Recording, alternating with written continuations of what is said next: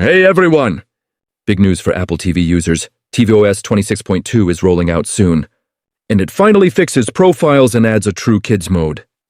In this video, I'm breaking down what's new, how to set it up in minutes, what transfers if you upgrade a profile later, and a few gotchas to watch for so your family setup stays smooth. So, what's changed? With tvOS 26.2, additional profiles no longer need their own Apple account. You can now create a profile for anyone, your kid, a partner, a roommate, or a guest, and it'll be associated with the primary user's Apple account in the background. That means faster setup, cleaner recommendations for each person, and no more juggling multiple Apple IDs just to keep up next separate. Let's walk through how to create a new profile. And grab your Apple TV and open Settings. Go to Profiles and Accounts, choose Add Profile, enter the person's name, and decide if this profile is for a kid. That's it. The profile is live and tied to the primary Apple account automatically. No extra emails, no new Apple IDs, no friction. If you tag it as a kid's profile, here's the best part. The Apple TV app switches to a dedicated kids mode by default, showing content up to a PG rating. This has been a long requested feature, and it makes the Apple TV app feel family ready out of the box.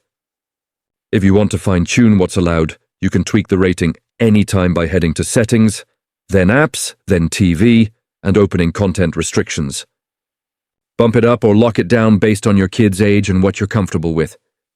Now, an important clarification that parents will want to know.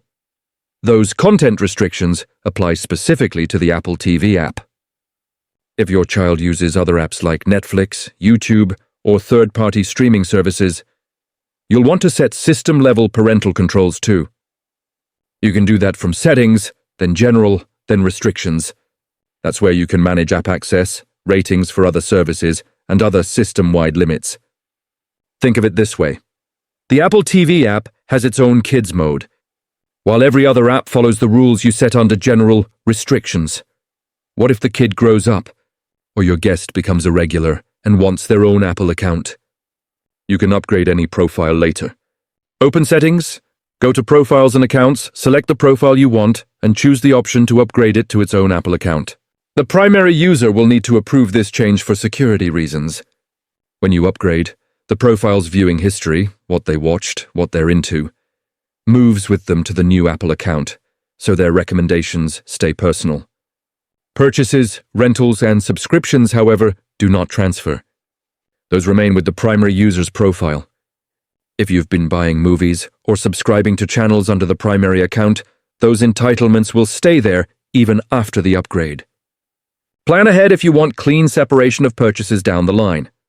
Who benefits most from these new profiles? Families get quick, kid-safe viewing in the Apple TV app without micromanaging settings every movie night. Shared households can keep recommendations tidy. No more your roommate's reality shows hijacking your up next. And if you host guests often, you can spin up a profile for them in seconds and upgrade it later if they become a long-term user. Let's talk real-world setup tips.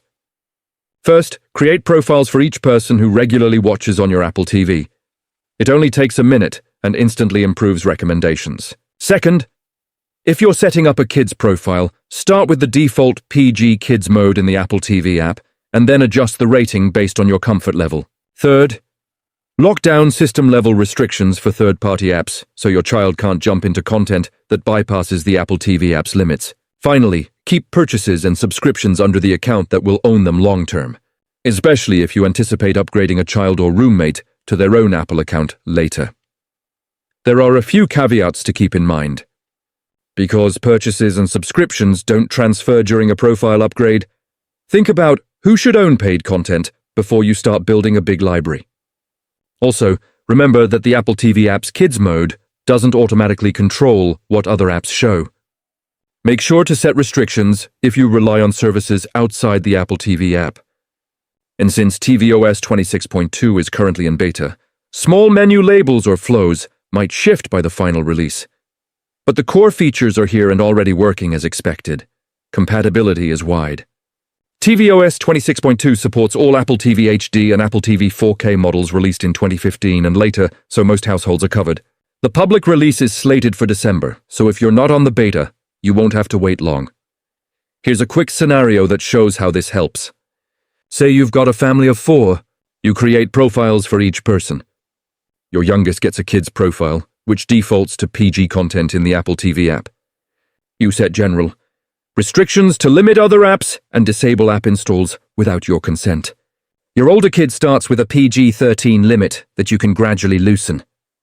Meanwhile, your own recommendations stay clean because your kids aren't mixing into your up next queue. If your teenager heads to college and wants their own Apple account, you upgrade their profile. Their viewing history goes with them. Your purchases stay with you. Simple and clean. If you're a power user, you'll appreciate how this reshapes the Apple TV experience. Profile creation is instant, family management is easier, and the Apple TV app finally respects a kid-friendly mode by default.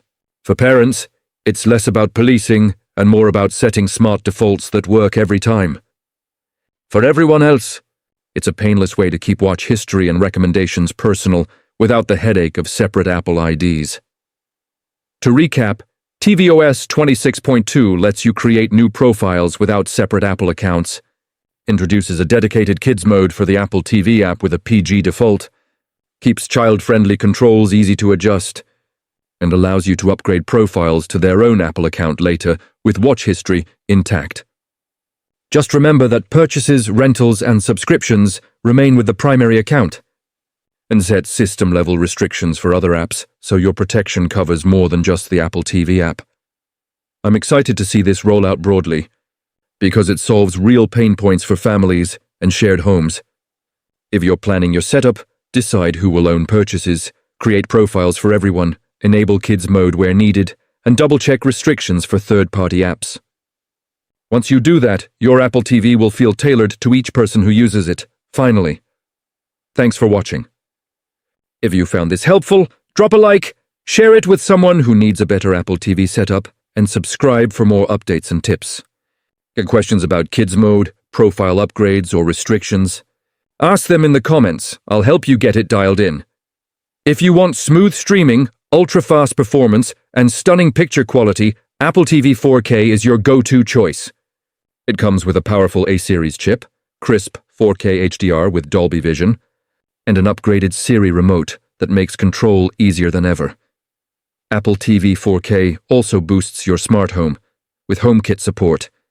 Controlling lights, cameras, and other smart devices is seamless. And the best part, Apple's ecosystem, iPhone, AirPods, Apple Arcade, everything syncs perfectly for the ultimate experience. If you're looking for the best streaming upgrade in 2025, Apple TV 4K is the one you can't ignore.